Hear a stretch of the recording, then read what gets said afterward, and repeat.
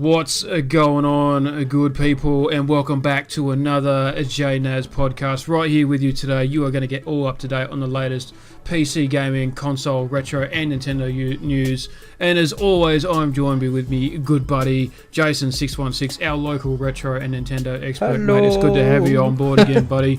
Dude, happy to be here. Yeah, man, we got some pretty good stuff to talk about again, and some good old honourable mentions and all that sort of stuff, mate.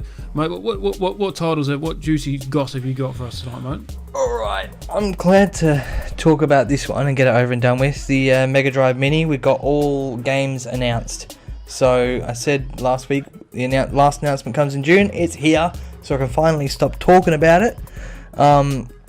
Also, there's another game being released on the Switch. It's a brand new game, and it actually has been taken from a movie. I'm going to talk about as well. Not sure how I feel about it, but we'll get into that. Also, I've got some E3 news from the way of Nintendo. Well, that'll be intriguing. Yes. It's something has been leaked, and it's some announcements that they may have coming on the Switch. So I'll talk a bit about that later, which ties into something else to do with Banjo-Kazooie, which I'll be talking about, and obviously today in gaming as well. So that's on my list. A few things coming out the way of Nintendo this week. So yeah, it's good to actually have something to talk about E3 for once. Yes, excellent, mate. Well, look, as usual, I mean, I've got some stuff to talk about E3 as well, a little bit more updates and some more sort of exclusive stuff that's going on behind the scenes, just little bits and pieces, nothing major, but just to give people a bit more of an idea about E3. And of course, leading up to E3, our last three podcasts, I've been talking about E3. Don't forget to check those out as well, guys, if you want some more info on that I've managed to gather on E3 as well, and sort of piece it all, puzzle up together. I don't know. We have covered a lot about E3, and it's like Christmas for gamers, but Christmas time is like Christmas for gamers because they get games for Christmas. And at the same time, you got the Steam Summer Sale coming on as well. And at the same time, PlayStation Network's doing a massive reduced one as well on games coming up. So PlayStation fans get it. You know, they're waiting in the wings too. Yeah, that's exactly it. So, of course, as gamers, we're all excited about E3. It's the most anticipated, most exciting, most kick-ass date on the calendar each year, and we all stay up all night here in Australia because it's on that really, really awkward, crappy times. So, I know. So we all stream. Get your energy drinks. What was that? Get your energy drinks or your coffee or get it all ready to go. Have all six of them lined up like shots and get yourself wankered just to watch E3. So more E3 content. I'm going to cover a bit on Blizzard's cancellation of a game in development that they've been developing for about 2 years, which is kind of sad. If more sad news, something a bit on Naughty Dog and their online service. And the latest from Todd Howard, he's come out and had a bit of a chat about some of the updates, with, of course, the whole, stuff going on with Fallout 76, which I'm not going to cover tonight, but I decided to cover something to do with Starfield and the Elder Scrolls 6. So that, along with a really good honourable mentions that I found 3 really good ones. I usually do 2, but 3 tonight. And, of course, my usual, do you feel old yet? So, of course, buddy, as usual, are you ready to get into it? Dude, ready to kickstart this motherfucker. Alright, buddy, let's do it. So, guys, get those earlobes turned on, pull the ripcord. Your ears are about to bleed because you're about to get updated in the latest PC, console gaming, and retro and Nintendo news. Something like that, anyway. So, let's do it.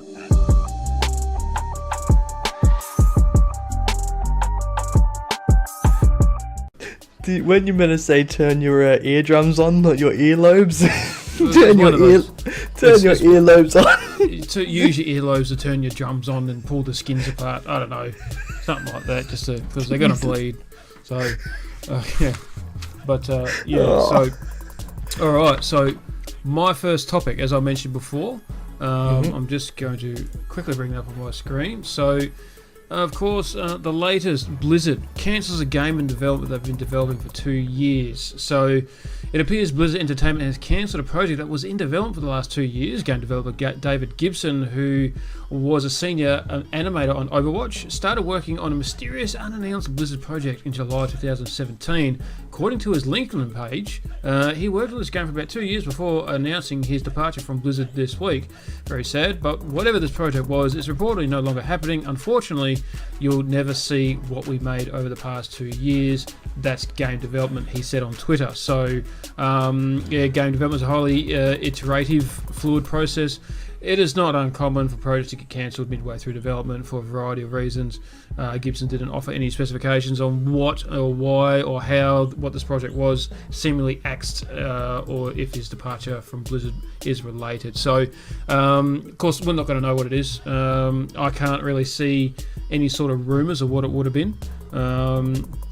I mean, what would really Blizzard really sort of, they've only had like stuff to do with, Activision stuff in regarding, Call of Duty, Destiny and all that sort of stuff. So who knows what they would have had. No one's really speculating anything. It's a bit sad to see what could have been a potential, game changer game go under, because I don't know, people, it just happens. I mean, no matter what company you work for, no matter what field you're in, people, too many fingers in the pie, it's going to break. A lot of people say, there's an old saying, too many Chiefs, not enough Indians. It's just as simple as that, and they say, look, it's just game development. Well, yeah, I mean, it's a bit sad, but I would like for them to release some details, exactly what they had going, and all that sort of stuff. But who knows why this would have stopped? Maybe, who knows, they just couldn't get enough people experienced enough to work with the gaming engine to develop the game the way they wanted to go. Maybe they didn't have room for microtransactions.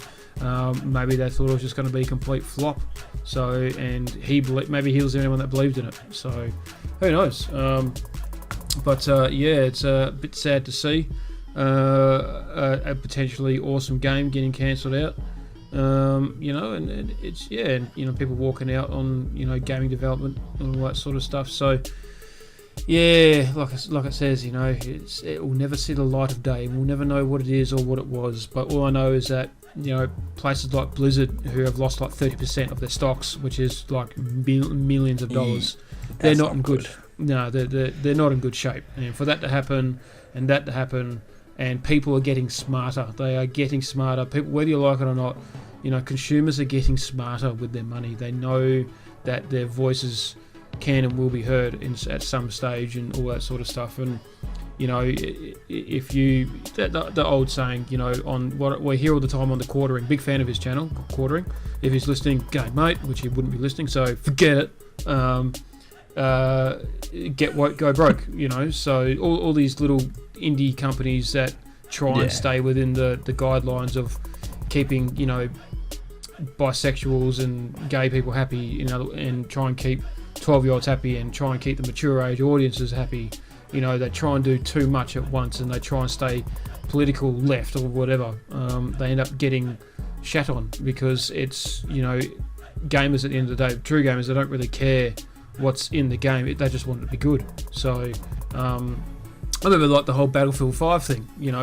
People were whinging that there was a female in the game, and of course EA has come out and gone, you're having a sook. You 12-year-olds that live in your mum's basements are having a sook that there's a female main in the game. Get over it, grow up. And people are like, no, we're not complaining that there's a female in the game. We're complaining that it's not historically accurate. No females were in World War II in the front lines in battle. Because Battlefield was renowned for being quite historically accurate along the lines, in some parts. So they try and keep, real weapons, real vehicles that were used in World War I, World War II, modern warfare and all this sort of stuff. Blah, blah, blah. They try to say as accurate as possible, but yet they'll throw a female in, and people going, look, you shouldn't really throw a female in there because there were no females around World War II, not in front lines and all that sort of stuff anyway. And EA's come out and gone, well, if you don't like it, don't buy the game. And what do people do? They didn't buy the game. So, funny that. But yeah, man, that's my topic 1 done and dusted, buddy. What have you got for us, mate? Sweet, man. Well, all right, I'm going to clear it up first of all. Let's get the Mega Drive Mini out of the way so we can stop talking about it. Not that I'm hating on it. I'm excited for it, but I feel like I cover it every week. So now I'm glad to tick it off the list of things I don't need to cover anymore. Okay, so I'm going to go through the whole games list here. We do have some region exclusive games that parts of the other world don't have. Yeah. So I'm surprised that some of these games are region exclusive, man, because they're classics. So, okay, so we'll start from the top, alright? Alex Kidd in Enchanted Castle. Region exclusive. Right. Alex Kidd is region exclusive. In Japan, you don't get it. Right. Alright, Altered Beast, region exclusive. Dr. Robotnik's Mean Bean Machine, region exclusive. Earthworm Jim, region exclusive. To what region? Us.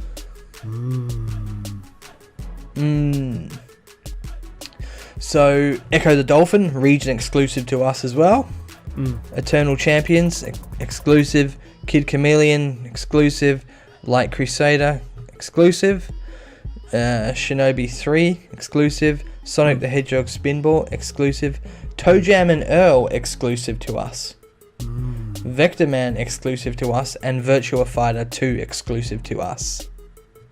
Right. So there's a lot of good games in there that the rest of the world ain't getting.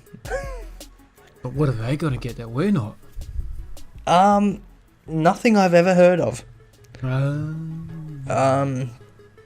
Okay, so they're going to get Dino Brothers 2, Lord Monarch, Madhu Mongarati 1, Rent a Hero, The Hybrid Front, Yu Yu Hasaku Maku whatever that is. Yep, couldn't even read that even if I wanted to. Just add a bit of chili with that, mate. You'll be able to eat it.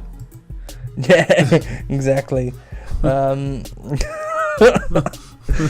So that's theirs. I've never heard of them.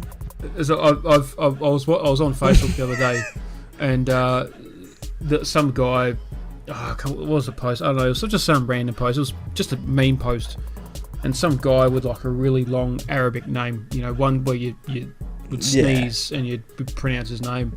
Just some Arabaka Baka Muhammad or something like that. I don't know. Something like that was this guy's name. This guy was complaining about, what is this shit? What is that crap? Blah, blah, blah. Is this necessary? Blah, blah, blah. And this guy's replied to him. He goes, yeah, mate, fuck you. It is necessary. And by the way, what is with your shitty name? I just said it out loud and my furniture started floating. Jesus Christ. Oh, God, man. I thought that was great. That was fucking that's awesome. Great. All right, I'll keep going with this list. We'll get there. Yes, all right. Continue. So, Alicia Dragon, don't know. Beyond Oasis, The Story of Thor. Castle of Illusion starring Mickey Mouse. Castlevania Bloodlines. Comic Zone. Columns. Contra, Hard Corps. Darius. Dynamite Heady. Ghouls and Ghosts. Golden Axe. Gunstar Heroes. Landstalker. Mega Man The Wily Wars. Monster World 4. Phantasy Star 4, Road Rash. There it is. Road Rash is great, so I'm glad that's made it. Shining Force, Sonic the Hedgehog 1 and 2, Space Harrier 2, Street Fighter 2, The Champions Edition, Streets of Rage 2, Strider, Super Fantasy Zone, a ridiculously rare version of Tetris, Thunder Force 3, Wonder Boy and Monster World, and World of Illusion starring Mickey Mouse and Donald Duck. So that's the full list of games. Not bad. Very intriguing. They've got a ton of good games in there. You know, I'm glad Road Rash was announced. I mean, that was the last one. You know, that was the last 10 games that one was announced. But Road Rash is a classic one of mine. That I love Road Rash. Have you ever played Road Rash?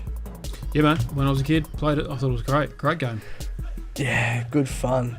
I've still got the cartridge of Road Rash sitting here. I don't actually have many Sega cartridges, but Road Rash is one of them I did. Yeah, I've got it in its box and everything. I was a big Road Rash fan, so that was good.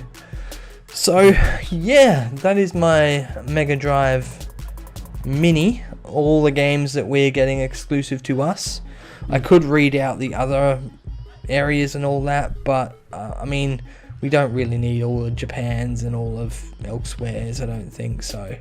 No, I mean, people will be able to do their own. Sorry, excuse me, I've just decided to have a bit of a yawn mid-podcast. People can do their own research and sort of figure it out to tell their cousin chutney in Arabic Arabia or whatever. So, yeah. I'm sure I'll be able to figure it out. No dramas at all. Nah. Yeah, we'll be all good. They can figure it out, I'm sure. Definitely. Alright, cool. Well, that's me cleaning my hands off with the Sega Mega Drive Mini. Just expect to get it in September for $80. There you go. Yeah. It's done with. I got there. Yeah.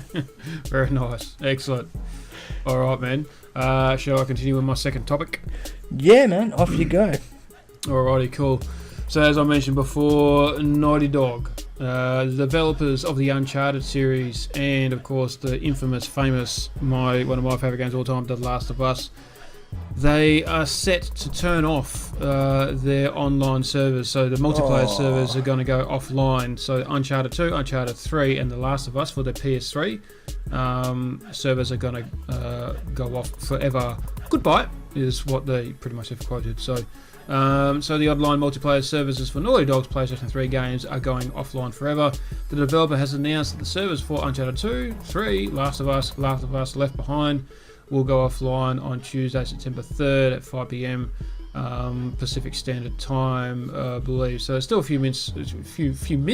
I love mints, but a few months. Cooked mints tonight. Yeah. So lean nachos, man. Homemade nachos. Yes, definitely. So Tuesday, September 3, so a few months away. It's bittersweet to say the least. Uncharted and Last of Us multiplayer on the PS3 are defining entries in Naughty Dog's history, and we've been honoured to support the passionate communities that have grown around them for almost a decade. True. We have so many fond memories from playing alongside you throughout the years. Naughty Dog Scott Lowe, or Lowy, I don't know how you want to pronounce his name, said in a blog post. So, yes, very sad news that they've decided to turn off, the online service of those games. Of course, they are old, and it's from an old, past generation system, and it's just inevitable that all online servers come to an end.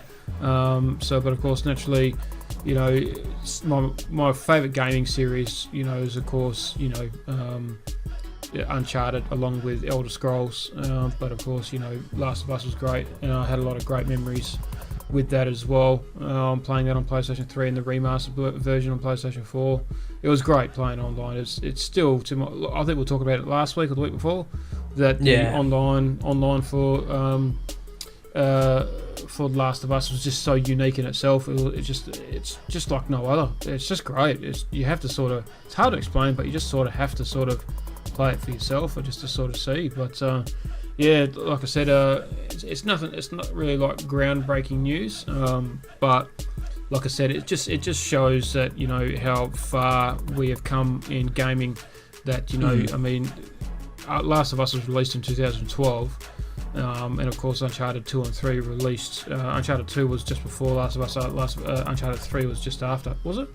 No, Uncharted 3 was before Last of Us. Before, yeah. Yeah, it was before. I believe it was before. It was. So, great games. Obviously, you can still play the single player and all that sort of stuff. It's just a multiplayer server and all that sort of stuff. So, but yeah, man, I mean, almost a decade. 2012 was Last of Us. Uncharted, I think, was, it must have been 2010, 2011. Of course, Uncharted 2, 2009 or whatever.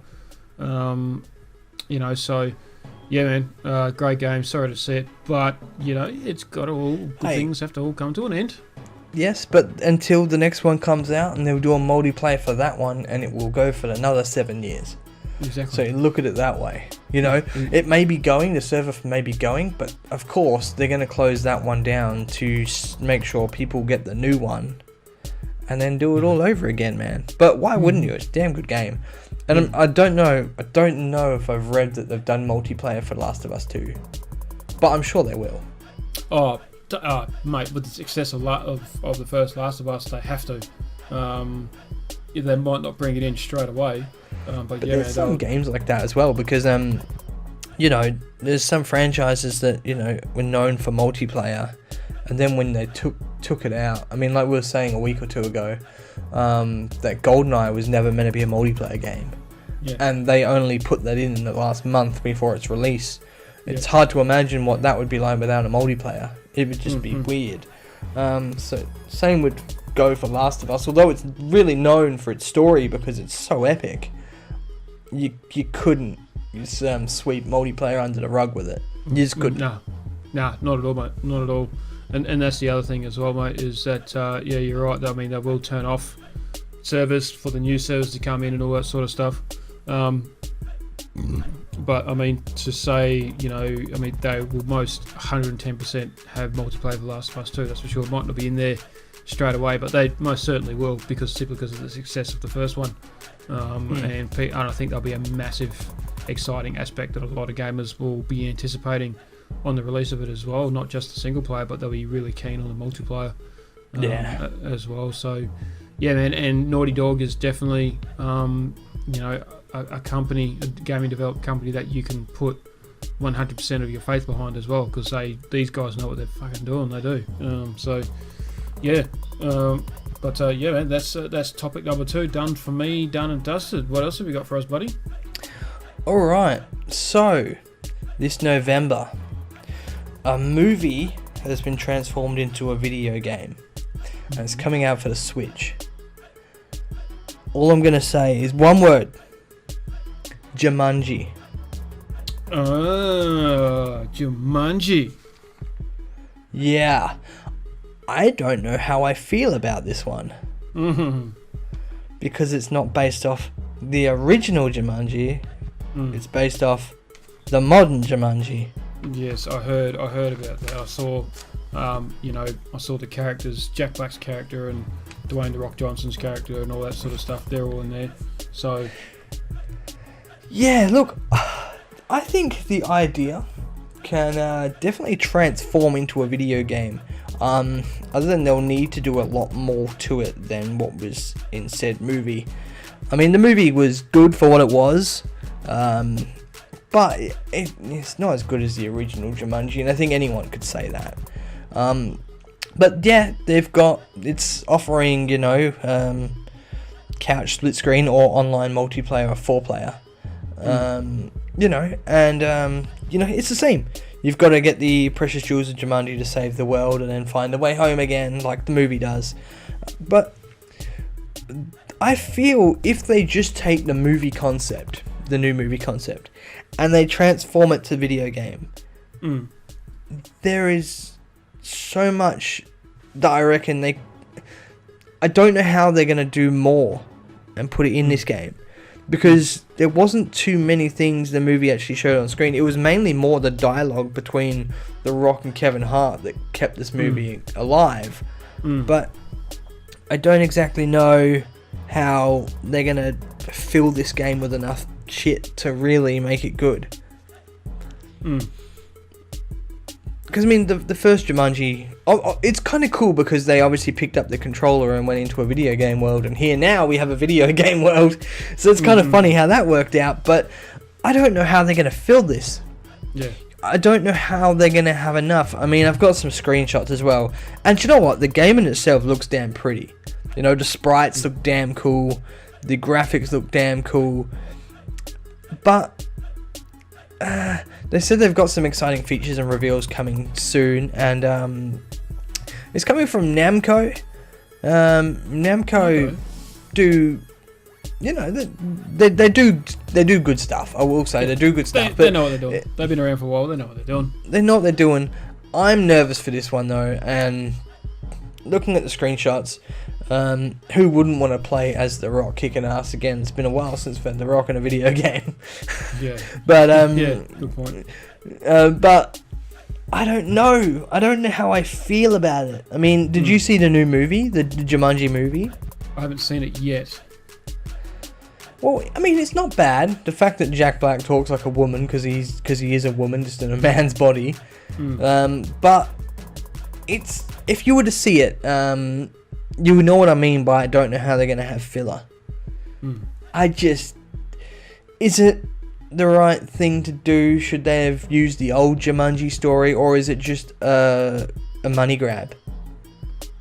As much as I hate to say it, is it a money grab? Because anything The Rock touches turns to fucking gold anyway, Dwayne Johnson. So is it a money grab? I don't know, but either way, I'm a bit torn about this one. I was excited at first when I saw Jumanji coming, then I realised it was the new one. I thought, oh, hang on. So it'd be very interesting just to see.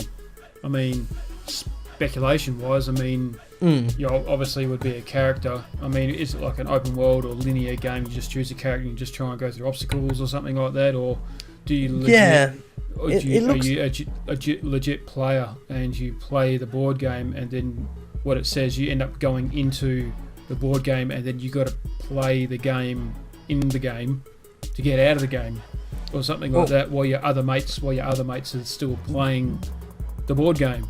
If that makes sense. Well, from the look of the screenshots, I mean, it looks like it's a bit open worldish, but follows some kind of format. Maybe you have like a compass or something to show you where you need to go to, because in the movie each person has 3 lives, and if they lose them all, they die and they're stuck in the game like you would be if you had enough lives in a video game. That's the general concept. It's online on a split screen with 4 people. They said, you can choose who you want to be, and each person has unique abilities that and you got to use each other to keep each other alive. Like, so you might have an ability that might be you're brave and you're fearless, but someone else carries the weapons of the pack, so you might need one of them to get you through to the next obstacle, if you know what I mean. So I don't know, maybe if you're doing it, even if you're doing it one player, maybe you just switch between characters when you get up to that part of the story. I don't know. Could but be 100% either online, and you can only play it with 3 other people. Well, that's what I'm thinking. I'm thinking it will be like when Friday 13th game first came out, it was only playable online. This one does say split screen for at home, which is cool. You can play with your friends in your house, but I feel like this isn't a game that you could play by yourself, and you'd probably have to take it online. Because I can't imagine, it would be like Friday 13th. You get the game and you have to go, find people that are playing the game at a time, otherwise you can't play it. I feel like this would be the same. You couldn't sit there by yourself and play it. I mean, I might be wrong, and you might be able to switch between those others when you get up to it. But, I mean, it's not enough about it, really. It was only announced a day ago. So more will come out on it, but I'm torn. It is going to be released on PS4 and Xbox One and PC as well. The Switch comes out early, and it's the 15th of November, so it's still a while down the track, and there's still enough to be released on it. But I'm not too sure how I feel on it, to be honest. I think it could be a flop. In saying that, though, Nintendo are doing a whole bunch of really good games, and it might be good, but I just can't see the idea carrying over myself personally. So, I know what you mean. I know what you mean, man. All right, cool. Well, I'll throw it back your way, man. All right, mate. No dramas at all. So, the latest from Todd Howard. He had an interview a couple of days ago, and he spoke a bit about some of his upcoming games, his most anticipated games in the near future, and that would of course be Starfield and Elder Scrolls 6.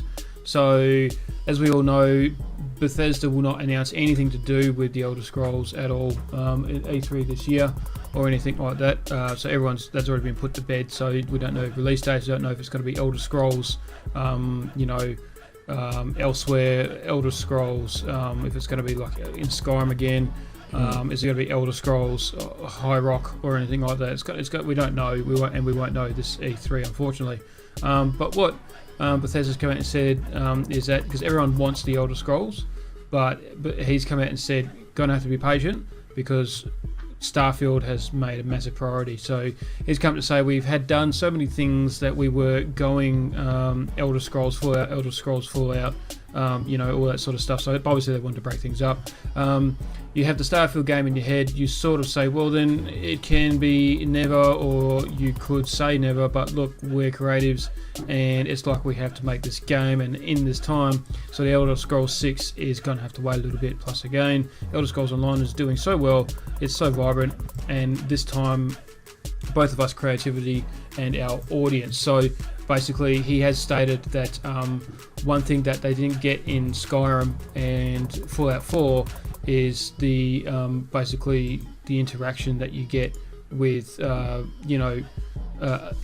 like Todd Howard couldn't stay interactive with people that were playing because the games went online, and he wanted, you could talk to him in forums and all that sort of stuff, but when you're playing online, the developer can sort of see who's online, what's going on, how long people are online for, how long they're staying in, what they're actually doing and all that sort of stuff, and it works so quick. And that's where the Fallout 76 concept came in, because they wanted to make a Fallout game where it's online, so Bethesda can still have a strong part of the community with everyone, with all their players playing online, that if someone's online and they're doing something, Bethesda knows about it straight away, pretty much. So and that's the direction that they are starting to go, and Fallout 76 was the first stepping stone in that direction, and that's basically what he's come out and said. So basically now people are saying, does that mean that with Elder Scrolls Online, Fallout 76 and all that sort of, because Elder Scrolls Online isn't developed by Bethesda Studios. Bethesda Softworks just produced it. It's developed by a different company. So Bethesda has very little, believe it or not, to do with Elder Scrolls Online, but they still take revenue from it. So Fallout 76 is pretty much the first for Bethesda to go in this direction. So people come out and said, does that mean Starfield's going to be online? Does that mean Elder Scrolls 6 is going to also be online? All that sort of stuff. So there'll be obviously, and that wouldn't surprise me, Elder Scrolls 6 going online. That means Elder Scrolls Online would go offline, so Elder Scrolls 6 can go online. So all these little things. So Starfield's taken a priority. They want to get that out. That's rumored not to come out till 2022. Till 2021. I think. Okay, cool. Yeah, something like 2021. Actually, no, I don't know now. Was Starfield rumored to come out next year, and Elder Scrolls 6 2022 or something like that anyway. So we're still about 3 years or so away from having a couple of these great games to be released. There's nothing really much happening between now and Starfield, except for Doom Eternal, which is rumored to come out this year. And that's really much it. There's nothing really else. So, in my opinion, hopefully Starfield does come out next year, because they'll need something between Doom Eternal and all that sort of stuff. So, look, they really want to get Starfield out, because it's going to be the first game of its kind. It's going to be extremely unique. It's going to be completely off the board, off the chart with how a developer goes with their single player games. But it's rumored to be basically, Skyrim and Fallout, but in space. So, and that's basically the direction they want to head, and they're quite anticipatedly, excited about it. So Yeah. are we. So I can't wait to see. I reckon it's going to be great. Outer Worlds is another good one that's going to be coming out this year. And a lot of people are saying that basically that's what Starfield's going to be like, but Starfield should be 100 times better. So he's also quoted, the kind of things that we are talking about are going to take a lot of people. Every BGS studio will probably be involved in Elder Scrolls 6, even Starfield right now. It's not really in Austin, but in Dallas and Montreal there's staff in Starfield as well. So there's a lot of people working on Starfield right now. Pretty much the whole entire company is on Starfield. It's a priority at the moment. So they're obviously trying to get it out as soon as possible. They want to make it as great as possible as well. So they know Doom Eternals this year. They'll need something next year. They'll need something late next year, because we know Elder Scrolls 6 is still another 3 years away, that's for sure, man. But speaking of Elder Scrolls 6, Todd Howard has also come out to say that Elder Scrolls 6 is still a long way off, but they are building it up to be at a full decade game. So basically he's saying that Elder Scrolls 6 is going to be single player, or whatever kind of game they're going to make, and it's going to be playable for 10 years. So, yeah, so I mean, Skyrim came out on November 6, 2011. So that's 8 years ago this year. That's almost a decade as well, and that's still timeless in my opinion. That's still fun to play. There's a lot of mods. There's a massive mod community. It's probably notoriously known for having the biggest mod community out of any game ever. So you can literally play the vanilla mode of Skyrim, and then you complete it or do a big chunk of it, and then load a whole new game and get all these mods, and it's a completely different game altogether. You know what I mean? You can do alternate start mods, so you don't do the whole horse and carriage and the dragon comes in. You can start in a prison and you're whatever. There's extra content, DLCs that have been added and all this sort of stuff. So there's some mods with extra voicings and all this sort of stuff. So Skyrim's seamless, mate. That's still pretty good. That's still got a couple of years left in it. It's still a great game, and that's why I'm really excited for Elder Scrolls 6. So Todd Howard's quoted that he said they want a certain type of experience that is very what we've done is basically what he's saying.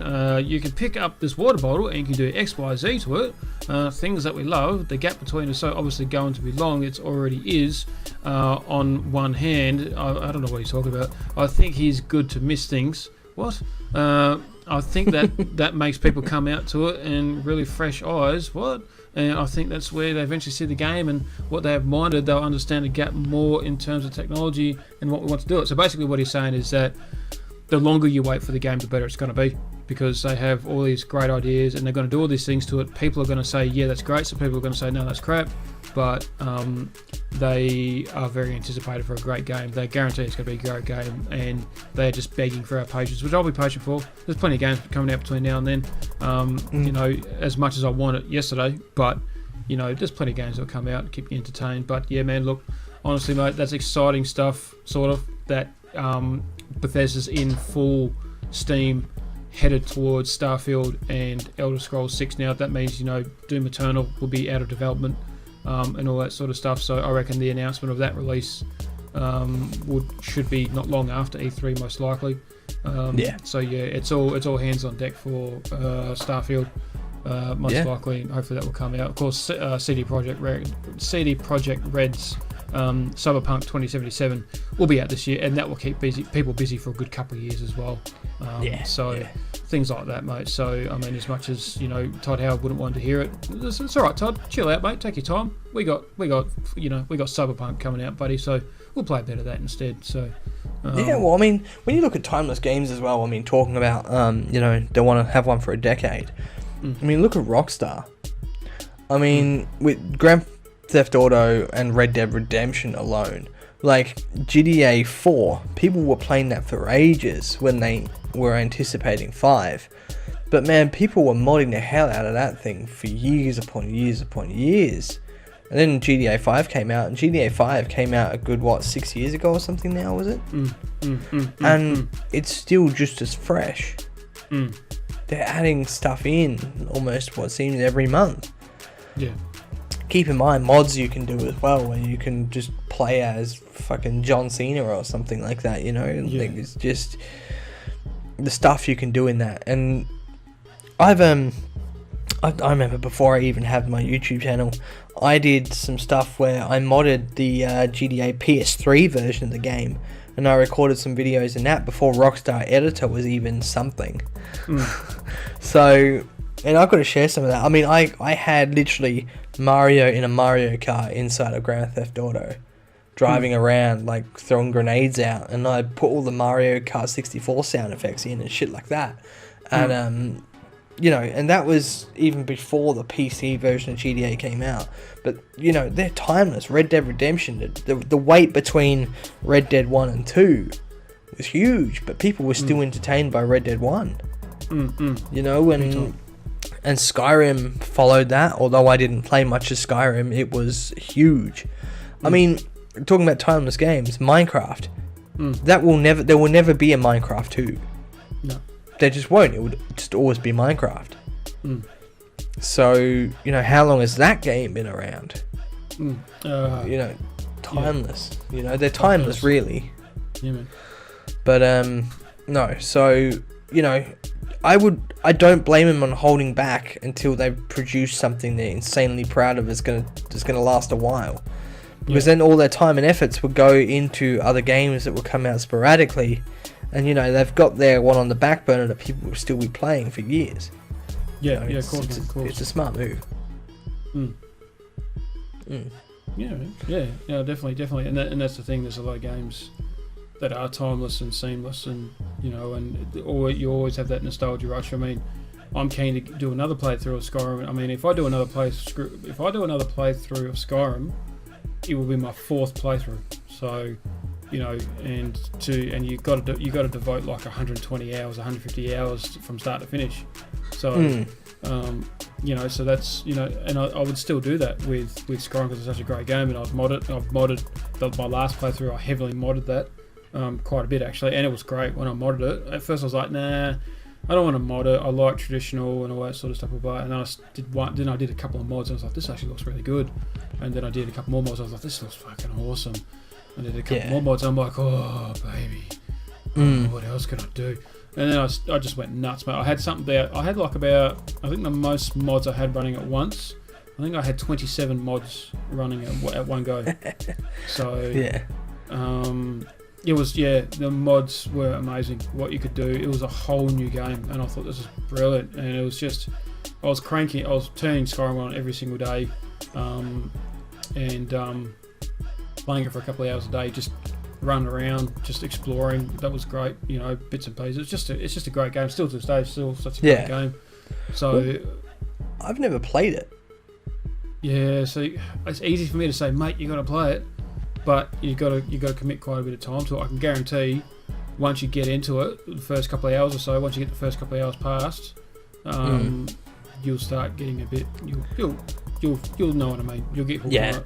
Because the ones I've had Skyrim suggested to me quite a bit, as well as Fallout, Fallout 4, which I do have back here. I've just never really played it. Those two were really suggested to me to play.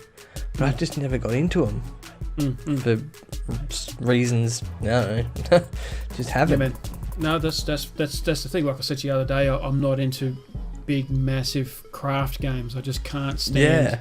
I'm just not a big fan of grinding. You know, just that. Oh, I need to build a fence. I need wood. I need this. I need that. Okay, where do I find that? Is it here? Nope. Is it here? Nope. Okay, I got it. And I've got this, I got that, I got this, I got that. Oh, you are over encumbered. Oh, what do I drop?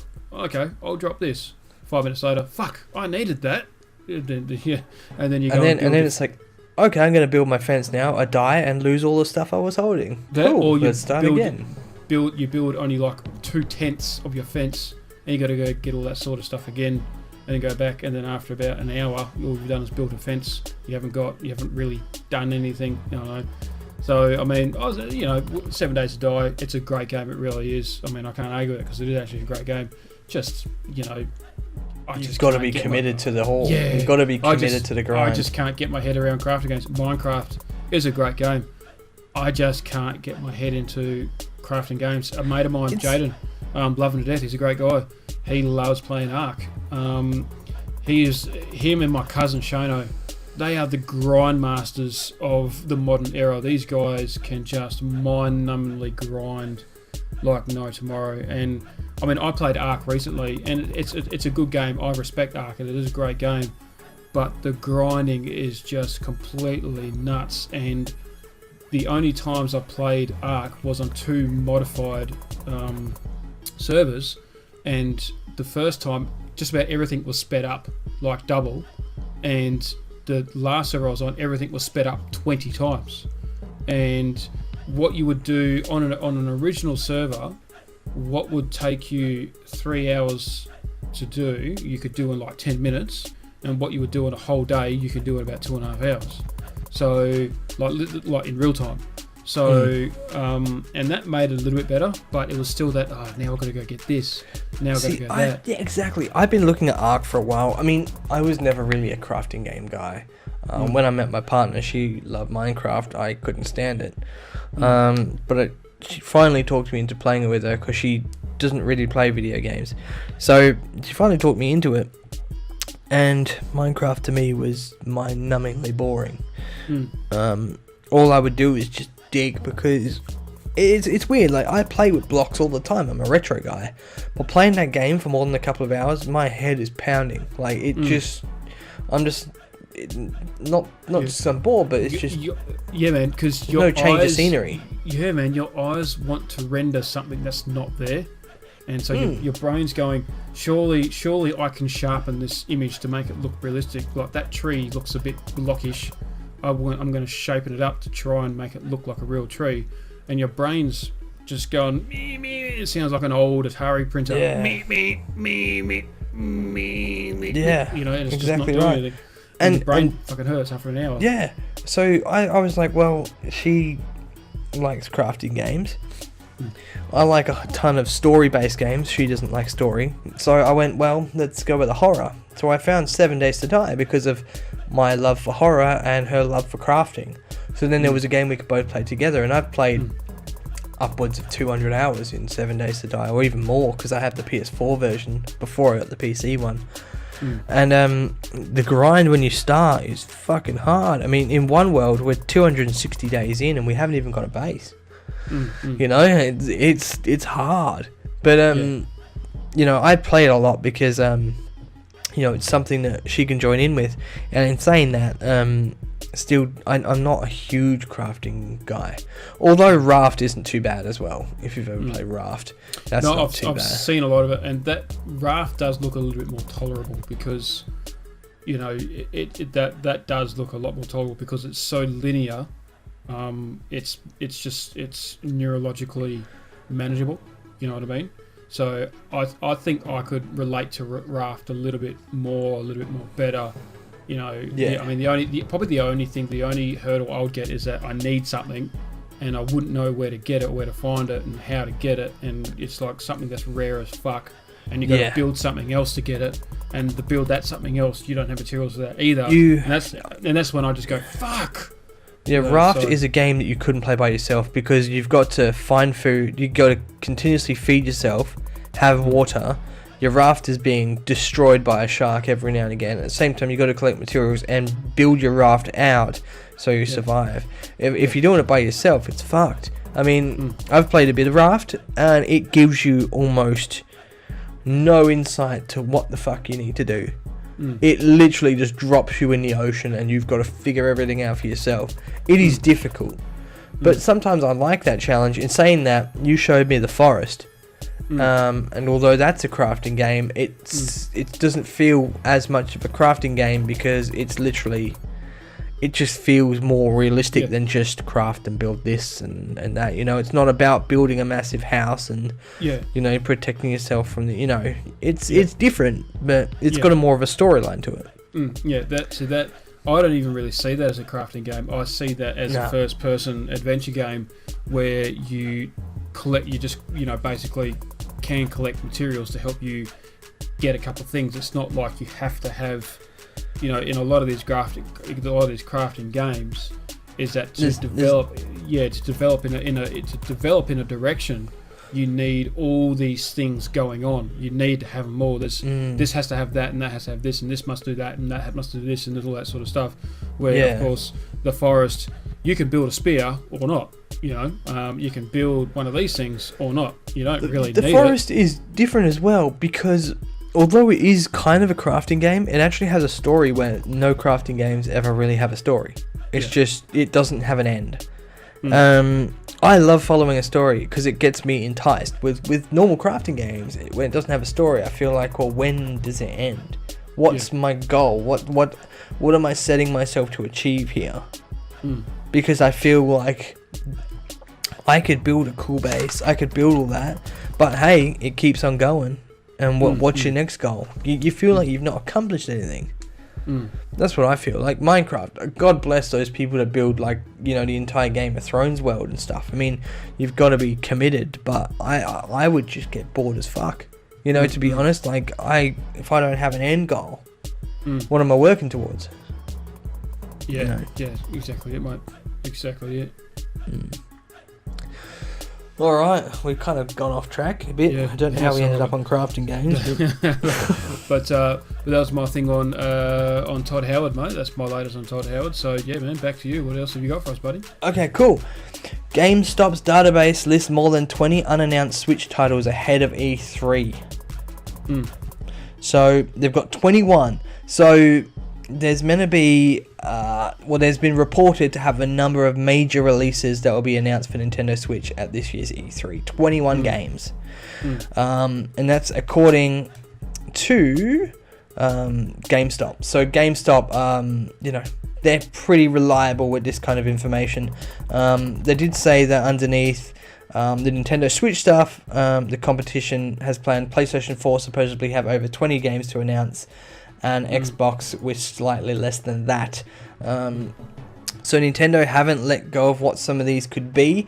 Looking over at Nintendo's games that they have announced but with no release date, you could be looking at a Luigi's Mansion 3 could be on this list.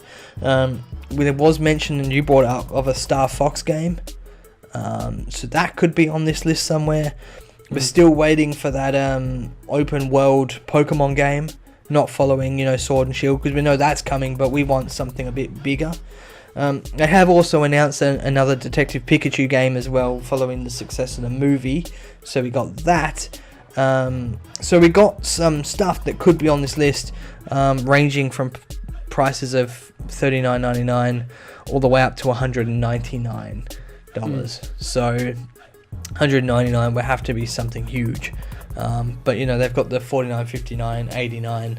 So there's some spots for some real serious announcements from Nintendo's point of view, because we've heard what PlayStation and Xbox are doing, but we don't really hear much from Nintendo at E3. They've kind of flown under the radar a bit. So hoping for a Star Fox game, that would be great. I'll cover off on my next thing because it kind of double backs onto this one, and that is Banjo-Kazooie. Nintendo have released new, fresh merch of Banjo-Kazooie. So, is Banjo-Kazooie going to be one of those updates on a possible game? Because of the Nintendo store coming out with a bunch of new Banjo-Kazooie stuff. Although they are saying it could be speculation that there's 4 more fighters that are going to be added into the last DLC for Smash Bros. Ultimate. It might be because Banjo and Kazooie are going to be added into that. So that could be why the new merch is out. In saying that, Switch could also possibly be doing the same as what they did with the franchises such as Spyro and Crash Bandicoot and Sonic with the the Insane Trilogy or the Spyro Trilogy. Switch might do something similar like that for Banjo-Kazooie as a downloadable. So you can play through Banjo-Kazooie and Banjo-Tooie and Banjo Fresh Steak and Kidney Pie, or however many they say it. That could be a real possibility as well. So Banjo-Kazooie does have new merch coming. What they do with him is another story. He's flown under the radar for so long, and the games were damn good. I've actually started playing Banjo-Kazooie now. It's a game that I didn't do, and I've actually started playing it for the past couple of weeks on and off.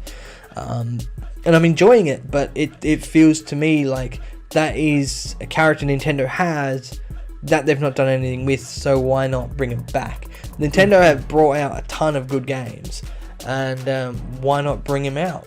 I think they might announce a new Metroid as well, to be fair. I think that's on the list of Nintendo games that they've announced, but with no release date. So, could we see a Banjo-Kazooie remaster or a new game? So, who knows? But 21 games, or 21 games set to be announced at E3 for Nintendo Switch. So, should be cool to see what they come up with. And maybe talks of a new Legend of Zelda. I mean, we've obviously got what they did with Pokemon Let's Go. They're doing with A Link to the Past for Zelda's title, but maybe they're coming up with a Zelda game too soon to Breath of the Wild, but that came out 2 years ago now, so why not make an announcement for a new one? It's probably been in the works for a while because that game was so successful. But, we don't know what could possibly coming. I mean, I don't think there's going to be any more Mario releases. They've obviously got Mario Tennis, Mario Party, Mario Kart, Mario Odyssey.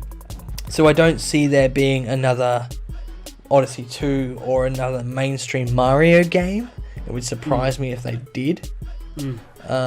So let's see what they come up with this one. I mean, lean on Luigi's Mansion maybe for a Mario release.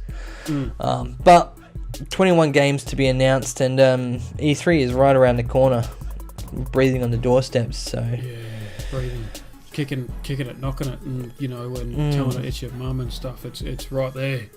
It's about a week away, isn't it, or something? Yeah, it's about that. About a week away. It's next Monday, Tuesday, Wednesday, I believe. So, something like that anyway. So, yeah, man. So it's exciting stuff. Someone's tired today.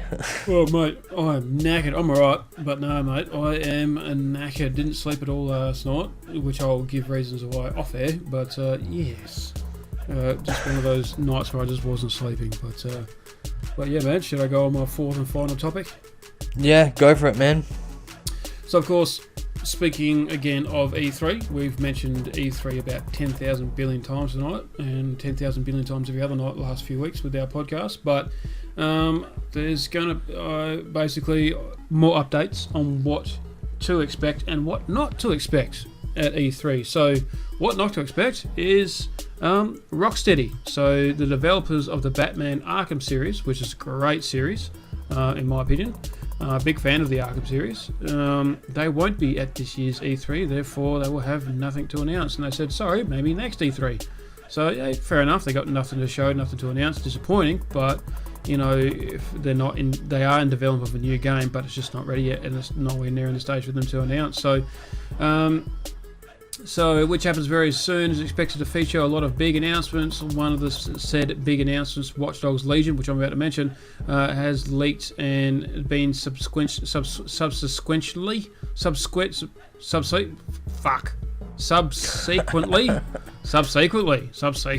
very subsequent. There you go. But among things you can count on not seeing the big expo in the next game for the Batman Arkham series. Studio Rocksteady Games game director co-founder Sefton Hill wrote on Twitter that the studio won't be showing E3 this year. We'll be watching as fans, but remaining in London, hard at work on our next big project. So of course, no announcements from Rocksteady, which is usually part of the Arkham series, which are great games, but they're not going to be there this year. And of course, on that as well, another what's been literally breaking over the last few hours, is the official announcement that will be officially announced again at E3 is Watch Dogs 3, which will be known as Watch Dogs Legion, which will be set in post-Brexit London. Which is really, really cool. So it'll be set in a post-Brexit in London. So not entirely sure what that actually means, but Watch Dogs 3 is confirmed. It will be revealed at E3 of obviously release date. So the next installment of Watch Dogs, which will be called Watch Dogs Legion, if a new listing on Amazon is accurate, captured by Twitter user Wario64. The listing actually contains some revealing details, and it's set in a post-Brexit dystopian London. And is not only that, all NPCs will be playable. Okay, that's interesting. Watch Dogs Legion is set in a near future dystopian version of London. The description reads, it's a post-Brexit world in which society, politics and technology have changed the altered London's fortunes. London is one of the most iconic cities in the world and had a massive influence on all the Western cultures for centuries. My hometown. Yeah, man, exactly. That's where you're borny. You are their local homie. I'm a hoodlum. I'm a London hoodlum. Yeah. London makes a total sense of for WD, as the city has one of the highest surveillance sick levels in the world, making this a perfect playground. So that's pretty interesting. So Elsewhere's listing informs that you can play as anyone. Okay, every individual you meet in the open world is set full of animations, voice over character traits, and visuals that are guided by gameplay systems. So that's very interesting. Maybe it's to do with technology where you can go around and you can literally be anyone at any time to help you get away. Maybe you aren't human at all. Maybe you are like a cyborg that's got a radio signal and you go into people's, I don't know, networks or something and you play as people. I don't know. Who knows? Maybe everyone's cyborgs. Who knows? But it sounds very, very intriguing and very, very interesting. Played the first Watch Dogs. Didn't play the second one. Couldn't get into the first Watch Dogs all that much, but when I looked at it, I wasn't really in the right headspace to be playing games at that time. I had a lot going on at that time when I was playing Watch Dogs, and I ended up buying Destiny, and Destiny ended up taking over my life for a few weeks. So, well, a good couple of months actually. So, which is quite funny actually. So. I loved Destiny when it came out, but yeah, that's quite an intriguing thing on Watch Dogs 3, so that'll be announced at E3. And of course, more E3 news. The final bit of E3 news is that apparently Microsoft is going to be bringing something big to E3. The rumor, of course, is that they will announce their new Xbox. It will be the Xbox Scarlett. Or Scarlet, I don't know, whatever you want to pronounce it. So a tweet has confirmed that Microsoft is currently getting ready for its E3 2019 press conference, and they will announce, we're inviting something new to Xbox E3 this year. Of course, E3 presentations are often full of new announcements, but this one was conspicuous. This something seems bigger than most E3 surprises, and the mention of an invitation could imply it's bringing on something from outside its own company. So, what could it mean? The curious wording could hint. Excuse me. Excuse me. So, something big. Yeah, thanks, mate. In which case, it might be the teasing reveal of its next-gen Xbox Scarlett. While that isn't expected to launch until next year, at the earliest, Sony has already been talking a great deal about its still unnamed PS5. So Microsoft may want to follow suit and outline its vision for the next generation hardware. So they're gonna, are they gonna announce Xbox Cloud streaming service, expanding Xbox service to other platforms, Xbox Game Pass on PC, and all that sort of stuff. So I've got to sneeze again. Jesus fuck! I'm alright. Again? Thanks, mate. Yeah, I know. Multi-sneeze. So apparently Microsoft is going to be huge this E3. Me not being a big Xbox fan, I've never been a big fan of their exclusives or anything like that. But as a gamer, I'm still intrigued to see what they have to say and what they're going to do and all that sort of stuff. So that is definitely another one I'll be keeping an eye out on E3. And I cannot wait to get E3 out of the way, because our first podcast after E3, it's going to be literally all E3, mate. So next Thursday, it's going to be nothing but E3, I reckon. So, I think we'll just call it the E3 special next week. What do you reckon, mate? Yeah, may as well. May as well. May as well. Screw everything else. It's the E3 special next podcast. We have officially announced it. I'm sure you're all excited. It's going to be hard to keep it under an hour, because, I guess, we might not have topics, so to speak. I think it's going to be more or less of what you got from it that was good and what you got from it was bad. It's going to be more of a discussion, I think, next week. I mean, we'll talk a bit more off here, but maybe I'm leaning towards our, just general wrap of what we saw with E3 and our 5 favourite things, or our 5 anticipated things, or our 5 best things to come out of E3, and our 5 worst things that we think that have come out of E3. So I reckon that'd be a good little thing to start with. We'll talk a bit more of that off here, mate, but something like that would be good. But yeah, man, that is my 4th and final topic. All I've got is my honourable mentions and do you feel old yet? Anything else you got for us, buddy? Yeah, I've got a few honourable mentions of things I'll say for the Nintendo world. No other topics, but do you want me to start off my honourable mentions? Do it. Let's do it. Not feel very honourable, but do it. Okay, just on a side note, Hyperkins, they're a console and accessories maker. Well, they've revealed the next entry in their long-running line of clone systems, which is a Nintendo 64 clone. So that'll be a little mini. Not an official N64 mini, but they've designed one, so that's pretty cool. This week, unseen footage of an Earthbound 64 emerges online. So they never made any past the SNES, so we thought, but that's not necessarily the case. Also, talking about things that Conker's Bad Fur Day, you probably heard of Conker. Yeah. He actually had a cancelled sequel on the N64, and there's new details about that they might be releasing on the Switch, but it's up in arms at the moment whether or not that's the case. As well as Star Wars Rogue Squadron, classic game that you've mentioned a few times. Yes. It gets a stunning makeover in Unreal Engine 4 as well. Yeah. So yeah, I've got to get around to filming a video of Pod Racer and stuff, and I might check out Rogue Squadron now to see anything else as well. So also on an honourable mention, Rocket League on my list of things. It's good to see that the Ghostbusters Ecto 1 is becoming a DLC car. Hell yeah! That's my movie car along with the DeLorean that I would love to step foot in. So it's good to see that the Ecto is coming to Rocket League. Yeah, yes. Well, I tell you what, let's quickly handball the ball back over this way, because in my honourable mentions, believe it or not, that was one of mine as well. That's all right, mate. That's all right. It's not like you didn't know that was my speciality, but whatever. That's all right. I was excited for Ghostbusters. Yeah. I was like, hell mate, yeah. Yeah, that's all right. I'm glad you mentioned it, mate, because I'm going to get a little bit more depth into it. So of course, Rocket League, their latest update patch where it's all about materialistics and all that sort of stuff. So they every 4 times a year they release a patch where it's themed around seasons. So summer patch, autumn patch, spring patch, and all that sort of stuff. And they have materialistic items that sort of complement those seasons, and whether it's new battle cars, wheels, decals, boosts and all that sort of stuff.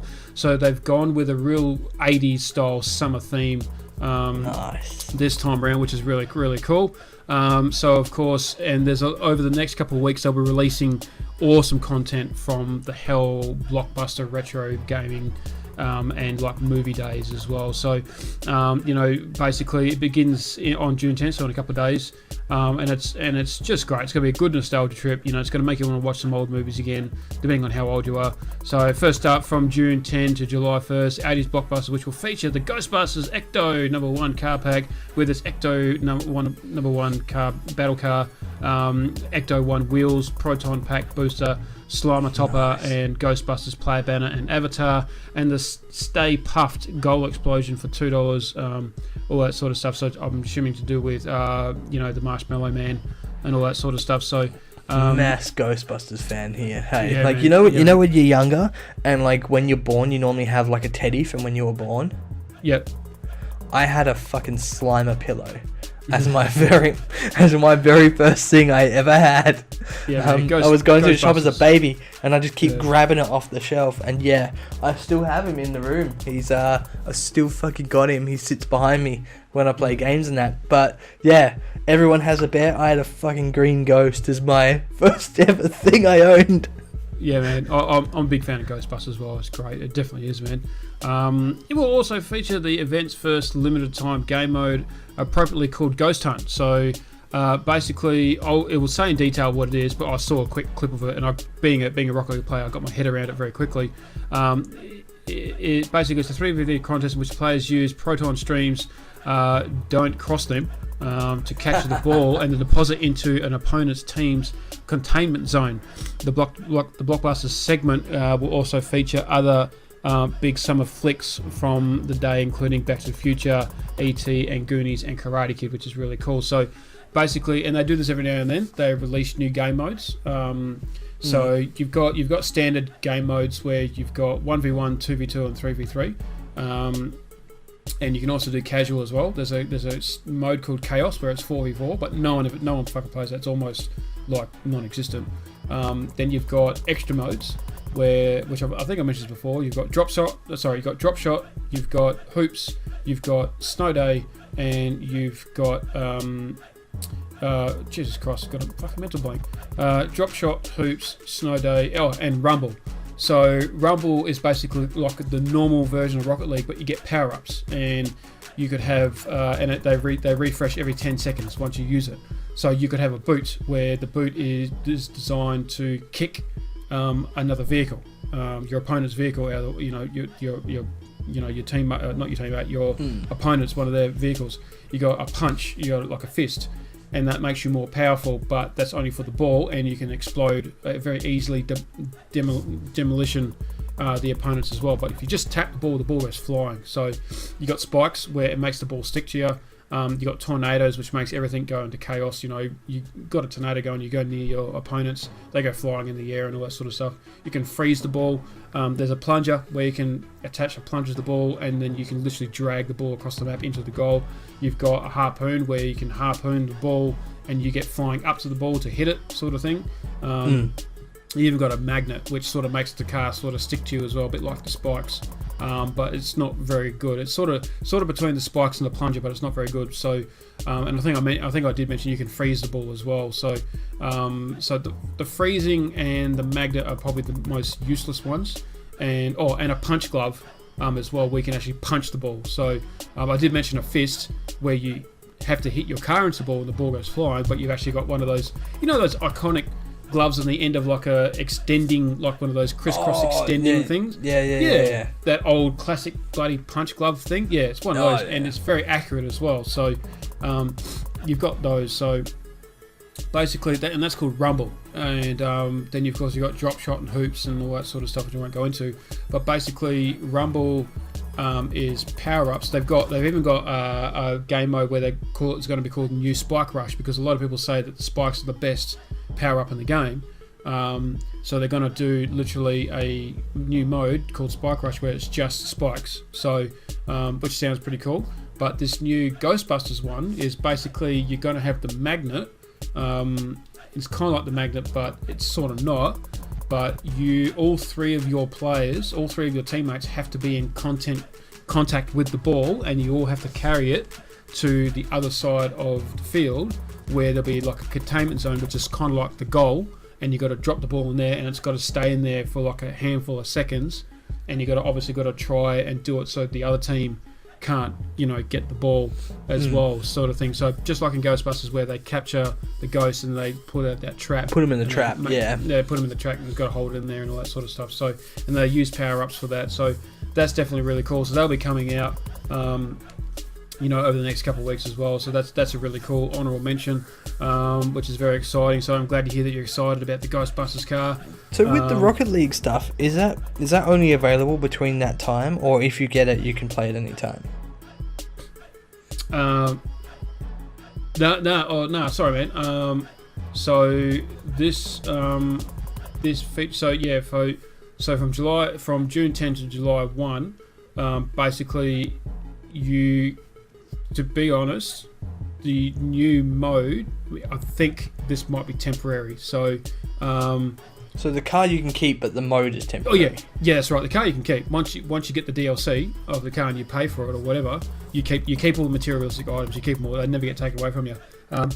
Excuse me. But the mode, thanks mate. But the mode will only stick around for a couple of weeks, just to trial it and see how it goes, because it's nothing really. It's nothing really sort of standard related. So drop shot and all that, they're all fun. But I think they'll just try it to see how it goes. I think it's because it's just so, what's the word I'm looking for? It's so novelty. It's just not something that would sort of fit in Rocket League's criteria. It's just temporarily fun.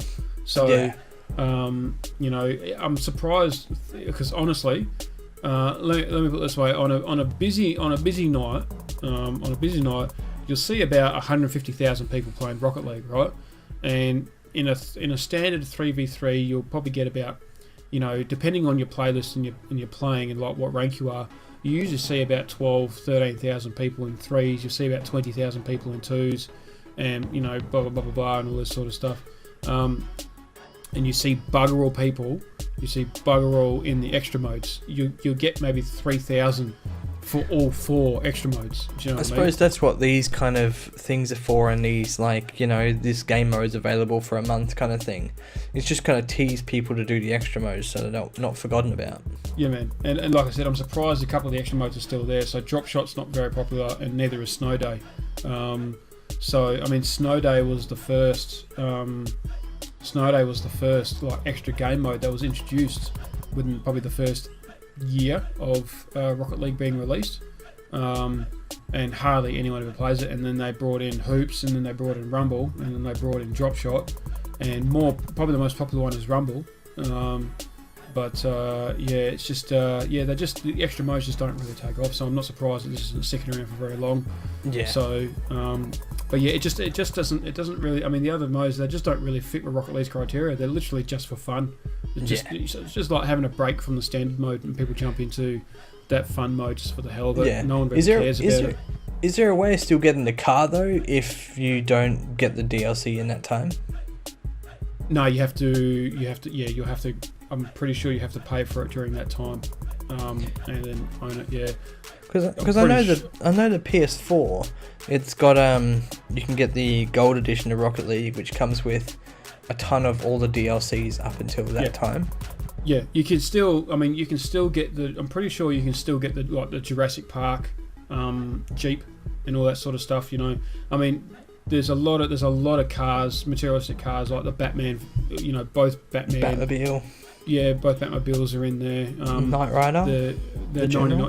The new Knight Rider's in there. The 1999. Yeah, the DeLorean's still in there from Back to the Future. The 1999 GT from Fast and Furious is still in there. So I'd say the car probably would stick around for a while. I mean, there's no reason why it wouldn't. I mean, payable DLCs do stick around because that's how they make their money. So I'd say it would stick around for a while. And it'd be a good far. It'd be good fun car to play around. I mean, for someone like me, I'm not really interested in getting the materialistic cars because of the hitboxes.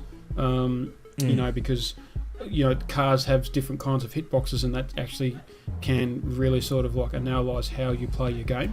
So I've been playing as an Octane for a while, and I'm just so used to Octane's hitbox. When I play a different car, I have to change my play style. Do you know what I mean? So, well, for me, if I was going to start playing, I'd be like, Ecto 1, let's go. Mate, that's the beautiful thing about when you first start playing Rocket League. You just don't care. And I forget. I mean, I remember I still see some people playing Rocket League like they've only just started playing it. Like literally, they're only like 10 hours in, 20 hours in, and the amount of fun that they're having, playing it. They're going for the ball. They're really slow, and the ball's coming down. They're looking at it, and they miss it by a mile because they think they're like right next to it, and they're not. And it's so funny, and they're like it's so fun to watch, and they're having such a great time. And then when you're watching them, you realise that they're playing against bots. And the bots are on easy, and they're struggling against these bots, and these bots are just making them look silly. But they're having the time of their life, and they're playing with all these vehicles. They've got all these toppers on them. They've got all these fancy wheels on them. They made their cars look really stupid. They put wigs on them and all that sort of stuff. And at my level, because I've been playing it for so long, and because I'm so serious about it, you just don't care about those things anymore. So I still play Rocket League because it's fun for me, and I love Rocket League to death, and it's my main game. But that fun part of Rocket League, if you know what I mean, Rocket League is fun for me, but it's a serious fun where when you first start playing it, it's a giggly fun, it's a exciting fun, it's a different kind of fun altogether. So that's the beautiful thing, and that's one thing I envy about people like yourself. If you were to start playing Rocket League tomorrow, how much fun you'll have playing Rocket League. You just won't believe how fun it is. And you won't care what car you drive. You won't care what your car looks like. In fact, you'll try and make it as silly as possible, and all that sort of stuff. And you just have such a great time with that. With me, that's sort of long gone. That's sort of gone numb for me because I've been playing it for so long. But yeah, man, mate. As always, I strongly recommend you get it. Strongly recommend you start playing it. It'd be a lot of fun, and that would give me incentive to get a Smurf account, and then I'd start playing with you. But I'll have to be really careful not to play too well. So, yes. No, I'm highly considering it, man. I'm highly considering Rocket League. Yeah, man, for sure. I mean, yeah, man, definitely for sure. And of course, my second honorable mention. This is quite sad as well, in its own little way. Gearbox, the developers of Borderlands 3. Basically, there's a big fan, a guy who's a big fan of Borderlands series. He's terminally ill with cancer. He's probably not going to make the development, the release date of the release date of Borderlands 3. So the developers Gearbox have actually decided to name a gun after him. So So so Trevor Eastman asked for an opportunity to play Borderlands 3 ahead of release and got more than what he expected. Last month, 26-year-old Trevor Eastman posted a message on Borderlands subreddit describing the bad hand he's been dealt. He's been diagnosed with stage 4 esophageal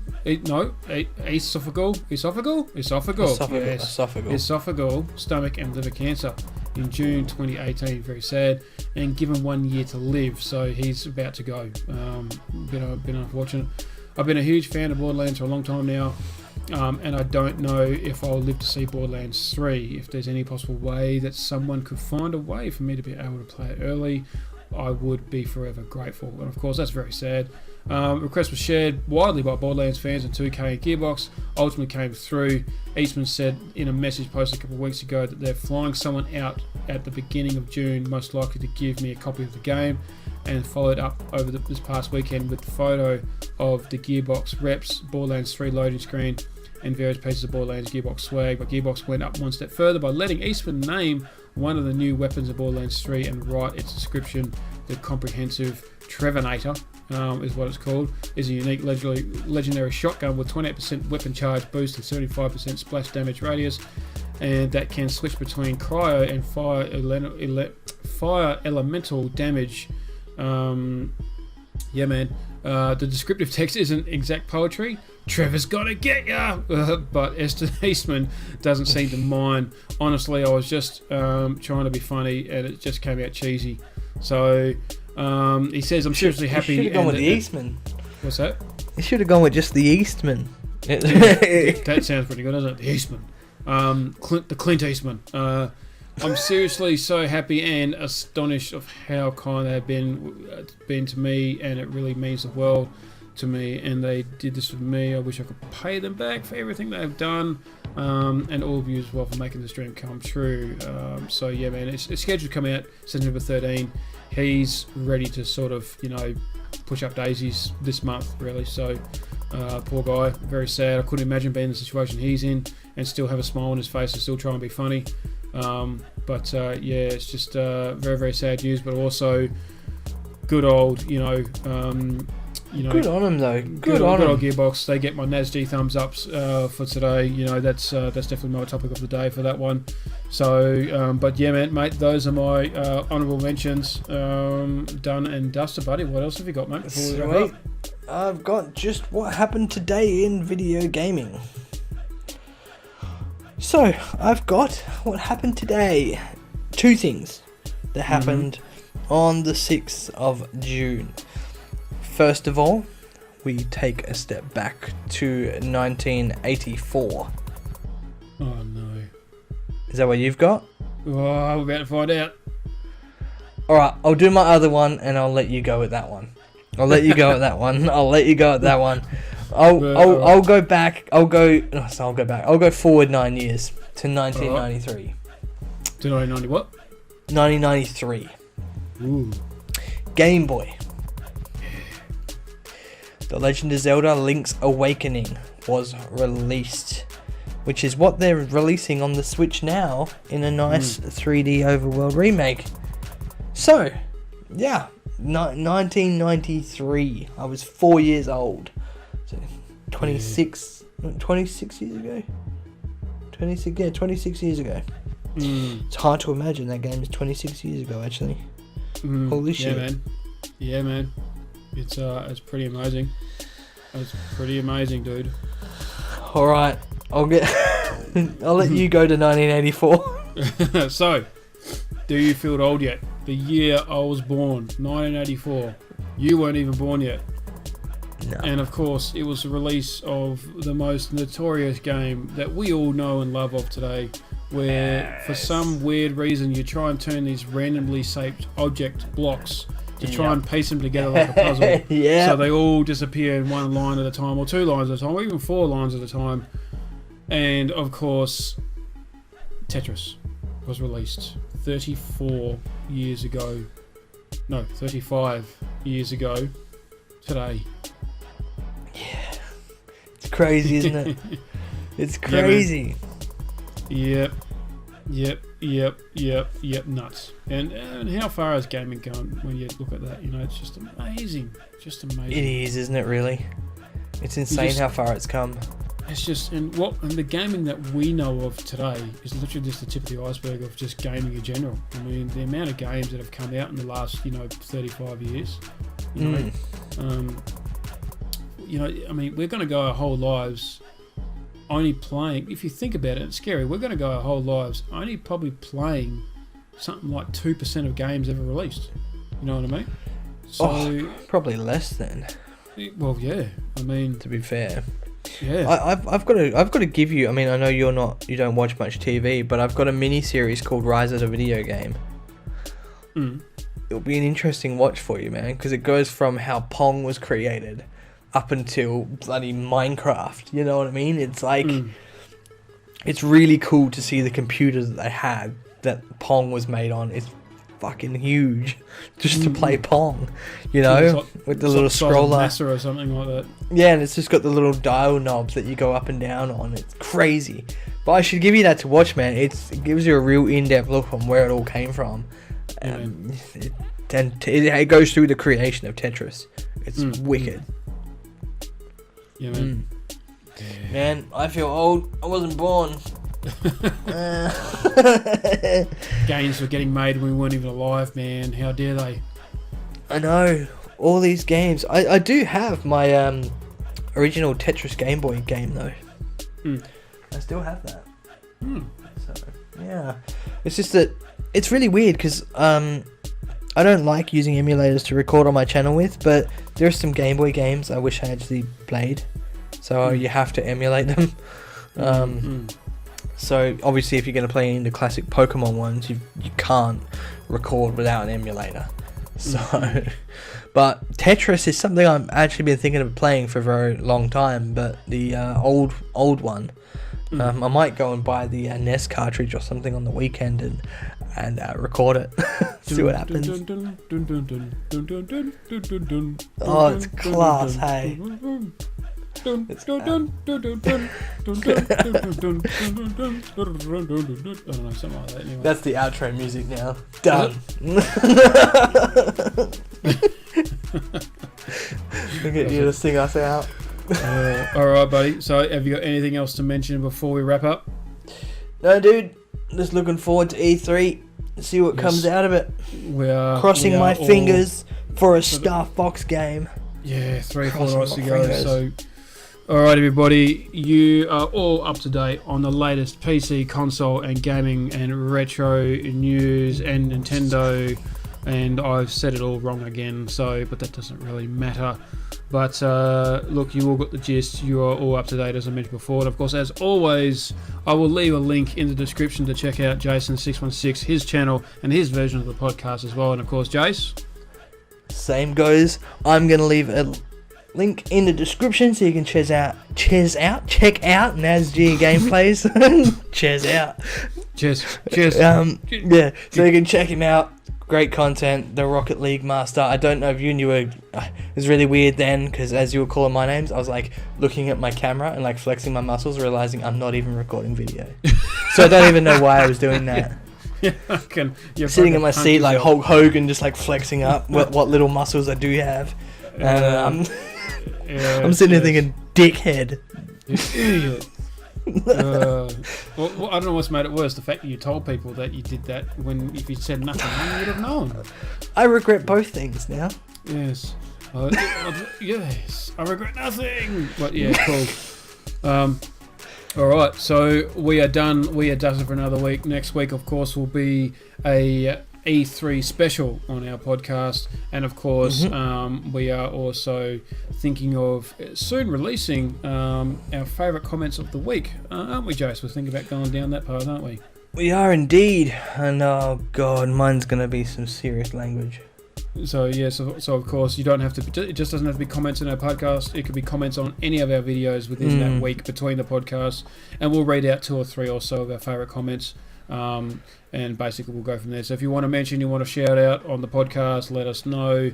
Comment down below and so on and so forth. And guys, hey, even if there's any questions they might want to ask us for us to announce on the podcast, absolutely go for it. Comment down below. Yeah, anything gaming related, anything, to do with, why is the sky blue? Why did my mum leave me when I was 4 years old? We can give advice. We're good at giving advice on anything. If you want to know why German Shepherds are German, I mean, we could give you the answer.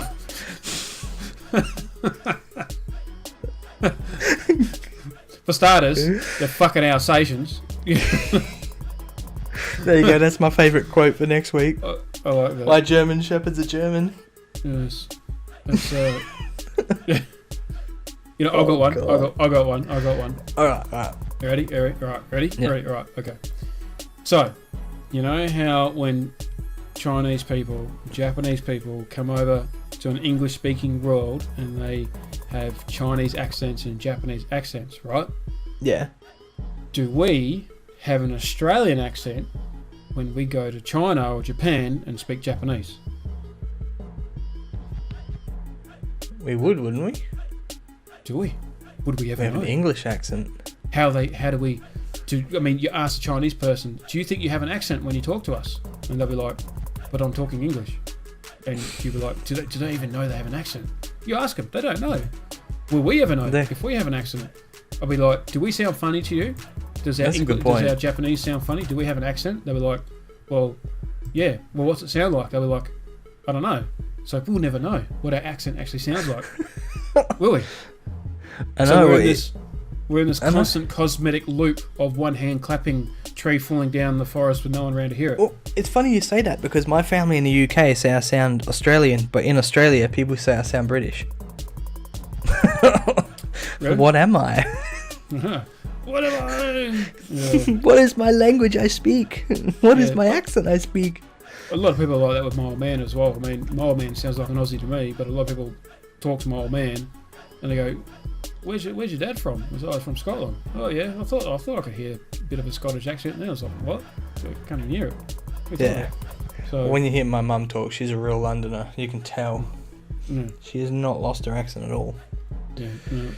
We better wrap this thing up anyway. Mate, we better wrap this up.